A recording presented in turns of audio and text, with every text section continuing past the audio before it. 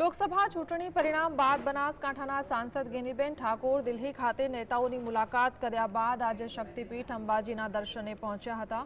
અંબાજી પહોંચતા ગેનીબેન ઠાકોરનું ભવ્ય સ્વાગત કરવામાં આવ્યું હતું। ગેનીબેન યાત્રાધામ અંબાજી પહોંચ્યા ત્યારે બહોળી સંખ્યામાં કોંગ્રેસના કાર્યકર્તાઓ નેતાઓ સાથે અંબાજીમાં ભવ્ય રેલી યોજી હતી।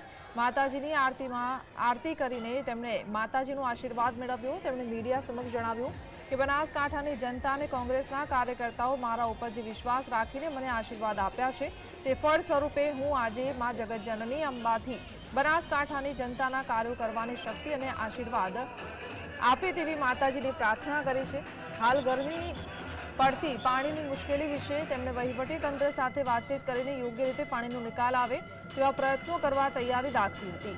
પાણીની સમસ્યા માટે સત્તા પક્ષની સરકારની ઢીલી નીતિને જવાબદાર ગણાવી હતી।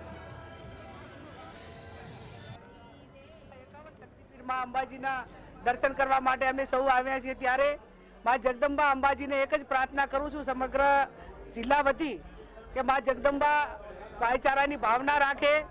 અમારા કોંગ્રેસના કાર્યકરો હળી મળીને લોકોની સેવા કરવા માટેની માં જગદંબા સૌને શક્તિ આપે। પાણીનો પ્રશ્ન એ થોડોક વિકટ બને છે, આખા જિલ્લાની સમસ્યા છે, પણ જે વર્ષોથી શાસનમાં બેઠેલા લોકોએ કાયમી એનું નિરાકરણ લાવીને યોજનાઓ બનાવવી જોઈએ। એ